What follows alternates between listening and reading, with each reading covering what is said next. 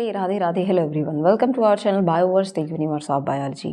तो आज के इस वीडियो में हम आपके बीएससी सेकेंड सेमेस्टर का एमसीक्यू प्रैक्टिस करने वाले हैं। क्वेश्चंस का प्रीवियस ईयर क्वेश्चन भी साथ में करेंगे। ज़्यादा पेपर नहीं है, बट मेरे पास जो भी एक दो पेपर्स हैं हम उनके पीवाईक्यू भी करेंगे और एमसीक्यू भी करेंगे। तो थंबनेल देखकर आप समझ गए होंगे कि आज की इस वीडियो में हम जो चीज़ कवर करने वाले हैं वो आपका होने वाला है कार्बोहाइड्रेट्स के एमसीक्यू। ठीक है, कार्बोहाइड्रेट से related most of the MCQ को हम कवर करेंगे और इससे और रिलेटेड और भी क्या क्वेश्चन पूछ सकते हैं उसके बारे में भी हम थोड़ा सा जानेंगे। तो चलिए स्टार्ट करते हैं, लेकिन उससे पहले अगर आपने वीडियोस लेक्चर्स नहीं देखे हैं तो वो जाकर देख लीजिए।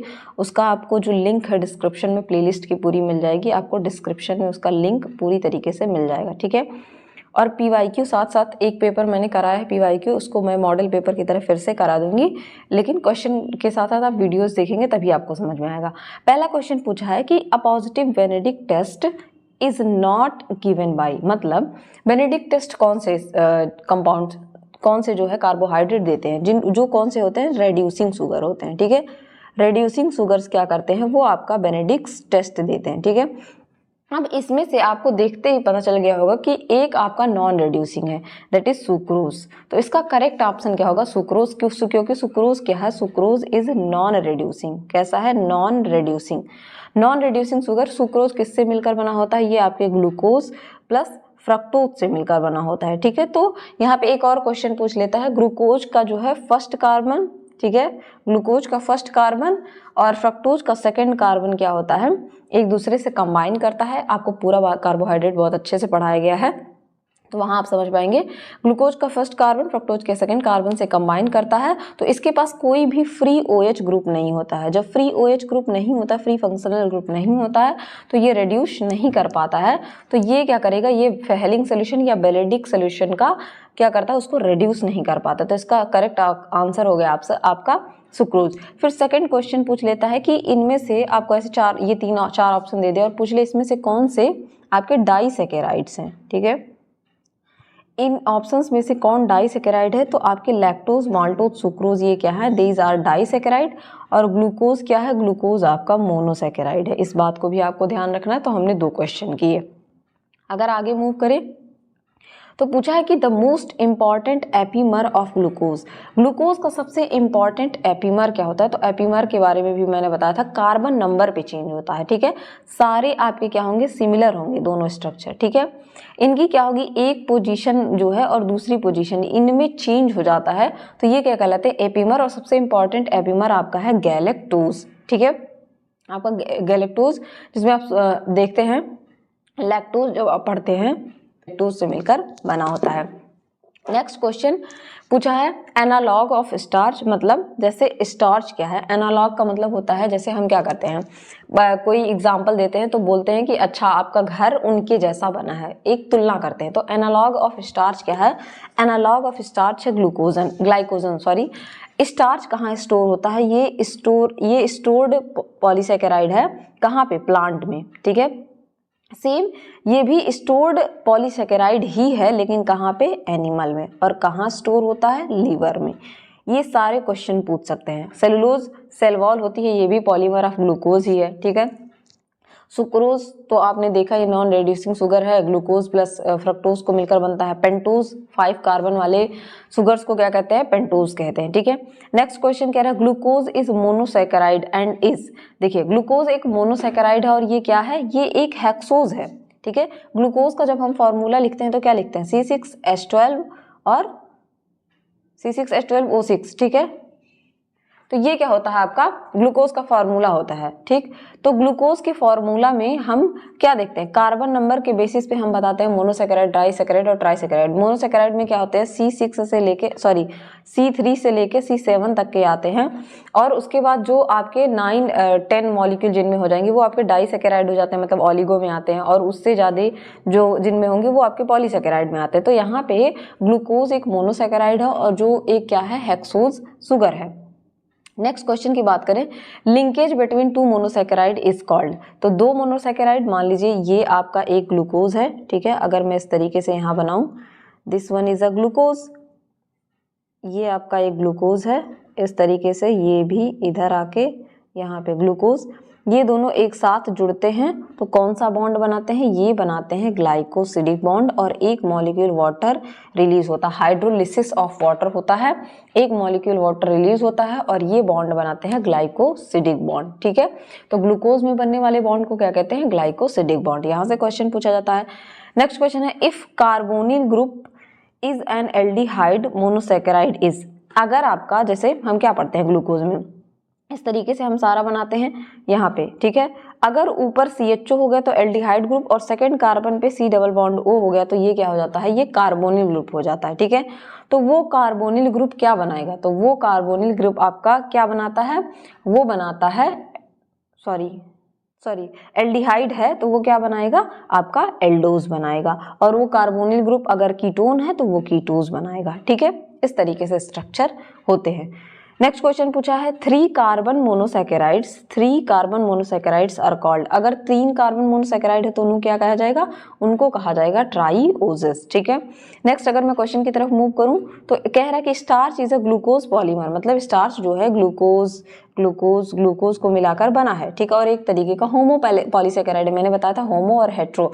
होमो पॉलीसैकेराइड में हमने आपका स्टार्च, ग्लाइकोजन, इनुलिन, सेलुलोज सब कुछ पढ़ा था, और हेट्रो पॉलीसैकेराइड में हमने पेप्टाइडोग्लाइकन के बारे में पढ़ा था और आपके हाइलुरोनिक एसिड के बारे में पढ़ा था। तो ये सब होते हैं। ठीक है, तो ये पूछ रहा है कि जो ये हैं स्टार्च ग्लूकोज पॉलीमर हैं जिनमें ग्लूकोपाइरानोज, मतलब ये जो 6 रिंग की स्ट्रक्चर पाई जाती है इसको हम पाइरानोज रिंग कहते हैं, और 5 वाले को फ्यूरानोज रिंग कहते हैं। तो ये जो पाइरानोज की रिंग है ये इसमें कौन सा लिंकेज पाया जाता है। ठीक है, अगर स्टार्च है तो स्टार्च में हमने क्या पढ़ा था, स्टार्च में हमने पढ़ा था कि कौन सा लिंकेज पाया जाता है, अल्फा लिंकेज। ठीक है, क्योंकि अल्फा ग्लूकोज होता है, अल्फा बीटा ग्लूकोज के बारे में भी मैंने बताया, जब थर्ड कार्बन का जो H है, ठीक है, वो कहाँ पे हो, आपके लेफ्ट साइड में होता है और नीचे की तरफ होता है, ऊपर की तरफ होता है, तो हम क्या कहते हैं उसको, अल्फा लिंकेज कहते हैं, अल्फा ग्लूकोज कहते हैं। अल्फा, अगर अल्फा ग्लूकोज है तो लिंकेज भी अल्फा ही बनाएगा।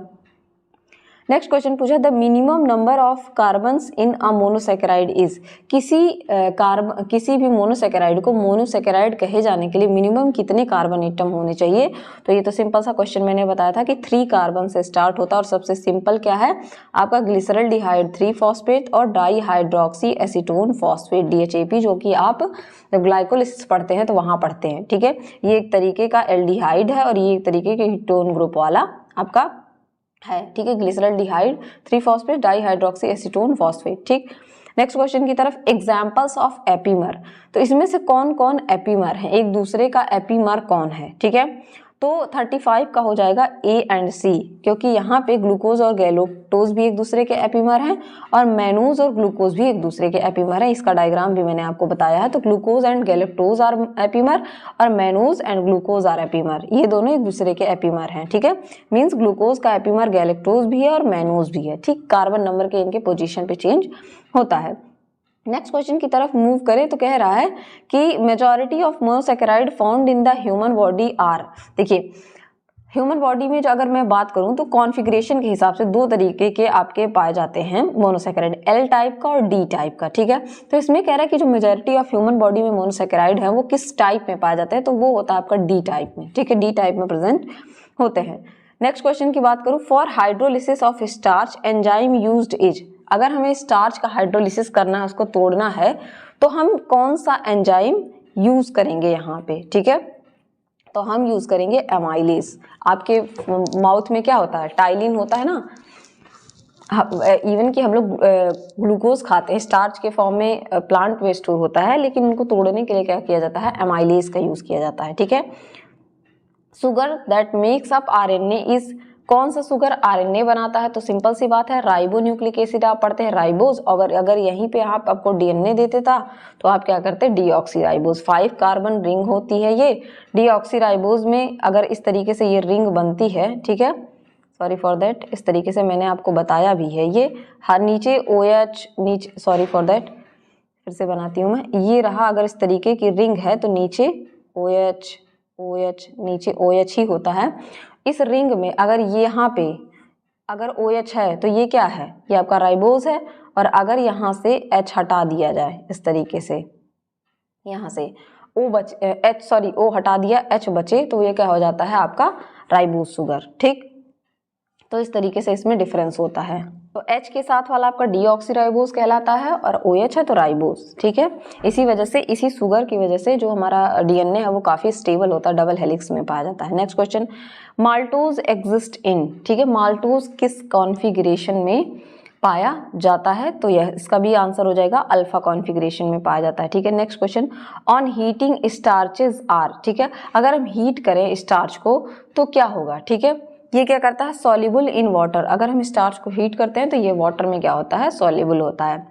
Next question, unit of carbohydrates which can not be further hydrolyze to simpler compounds are, तो ऐसे कौन से कार्बोहाइड्रेट है जो सबसे सिंपल फॉर्म में पाए जाते हैं, उनको आप हाइड्रोलाइज नहीं कर सकते, तो वो होंगे मोनोसैकेराइड, जिससे आपके 6C3 से लेके C7 वाले कार्बन हैं ज़ाइलुलोज तक के, उनको आप फर्दर हाइड्रोलाइज नहीं कर सकते हैं, वो तो सिंपल फॉर्म में ही पाए जा रहे हैं, ठीक है।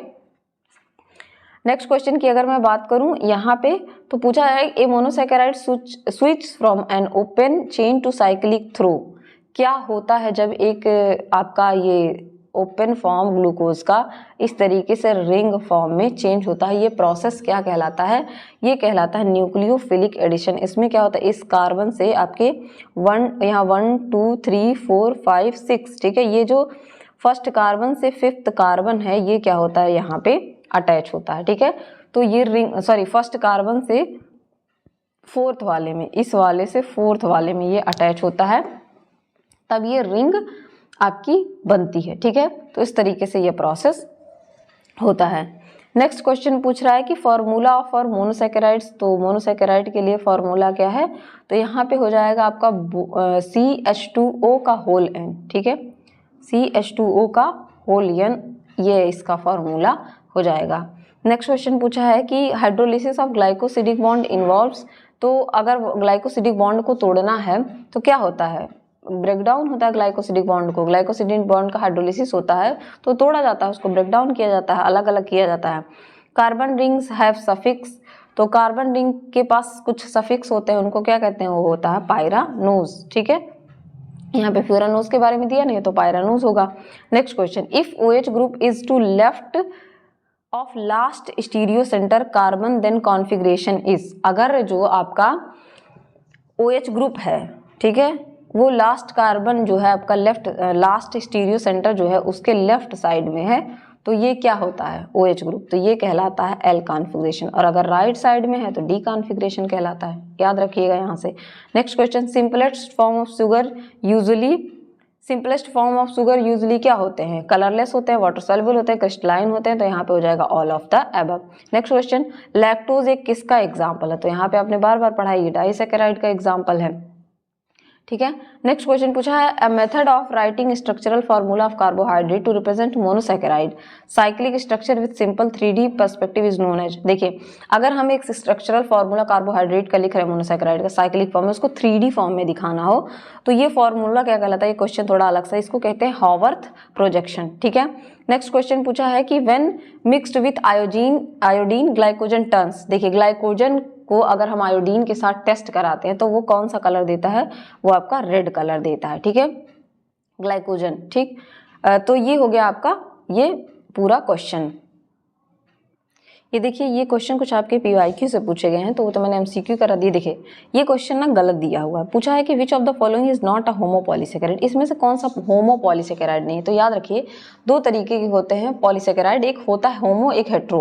होमो में क्या होते हैं कि सब एक ही, जैसे ग्लूकोज ग्लूकोज ग्लूकोज से, स्टार्च में भी ग्लूकोज ग्लूकोज ग्लूकोज से मिलकर एक ही मॉलिक्यूल से मिलकर बनेंगे, तो ये चारों के चारों होमोपॉलीसैकेराइड हैं, ठीक है। इनमें से जो ग्लाइकोजन और स्टार्च है ये स्टोरेज वाले होमोपॉलीसैकेराइड हैं, और जो सेलुलोज और काइटिन है ये स्ट्रक्चरल होमोपॉलीसैकेराइड है। तो यहाँ पे ये इस क्वेश्चन में आपके दिया ही नहीं है कि कोई नाम ऐसा कि जिसमें बताया जा सके कि कौन सा इसमें आपका होमोपॉलीसैकेराइड नहीं है, ठीक है। तो ये चारों के चारों होमोपॉलीसैकेराइड हैं। नेक्स्ट क्वेश्चन पूछा, इनमें से रिड्यूसिंग शुगर, अभी पहले मैंने क्वेश्चन भी करवाया है। तो मोनोसैकेराइड, याद रखिए जो मोनोसैकेराइड्स और ऑलिगोसैकेराइड्स ये मोस्टली रिड्यूसिंग शुगर होते हैं, ये दोनों के दोनों रिड्यूसिंग शुगर होते हैं। ऑलिगोसैकेराइड में एक एग्जांपल है, ये इसमें सुक्रोज क्या होता है, नॉन रिड्यूसिंग होता है, एक एक्सेप्शन है। पॉलीसैकेराइड क्या होते हैं, हमेशा नॉन रिड्यूसिंग होते हैं। इसका भी एक एग्जांपल है ग्लाइकोजन। ग्लाइकोजन का जो राइट एंड होता है, राइट एंड, वो राइट एंड रिड्यूसिंग होता है, केवल और केवल राइट एंड। तो मोस्टली मोनोसैकेराइड और ऑलिगोसैकेराइड क्या होते हैं, आपके रिड्यूसिंग होते हैं, जिसमें से ऑलिगोसैकेराइड में डाइसैकेराइड का एक एग्जांपल है सुक्रोज। सुक्रोज नॉन रिड्यूसिंग है। पॉलीसैकेराइड मोस्टली नॉन रिड्यूसिंग ही होते हैं सारे, केवल ग्लाइकोजन का जो राइट साइड है वो रिड्यूसिंग होता है। नेक्स्ट क्वेश्चन पूछा है कि ग्लाइकोजन इज स्टोर्ड इन, तो ग्लाइकोजन आपका लिवर और मसल बोथ ए और बी यहाँ पे दोनों हो जाएगा, ठीक है। स्टोरेज फूड ऑफ एनिमल, तो एनिमल का स्टोरेज फूड ग्लाइकोजन है, और प्लांट पूछ लेता, प्लांट का स्टार्च है, ठीक है। प्रोटीन तो बिल्डिंग ब्लॉक ऑफ बॉडी है, ठीक है। नेक्स्ट क्वेश्चन ये मेटाबॉलिज्म से है, लेकिन सिंथेसिस ऑफ ग्लाइकोजन फ्रॉम ग्लाइकोज, ठीक है, सॉरी ग्लूकोज हो गया। हाँ, अगर ग्लूकोज से हम ग्लाइकोजन बना रहे हैं तो ये क्या कहलाता है, ये प्रोसेस कहलाता है ग्लाइकोजेनेसिस। और जब हम ग्लूकोज के अलावा अमीनो एसिड, लिपिड, फॉस्फेट से हम ग्लाइकोजन बनाते तो वो क्या कहलाता है, ग्लूकोनियोजेनेसिस। और ग्लाइकोजिनोलिसिस का मतलब होता है ब्रेकडाउन ऑफ ग्लाइकोजन। ग्लाइकोलिसिस तो आप जान ही रहे हैं।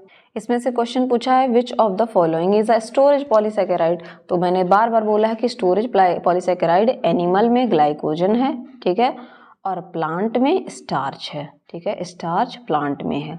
और यहीं पे अगर स्ट्रक्चरल पॉलीसैकेराइड की बात कर दे तो आपका जो सेलुलोज और काइटिन है ये स्ट्रक्चरल पॉलीसैकेराइड है, और ये सारे के सारे क्या हैं, होमोपॉलीसैकेराइड है, ठीक है। हेट्रोपॉलीसैकेराइड में पेप्टाइडोग्लाइकन और हाइल्यूरोनिक एसिड्स आते हैं।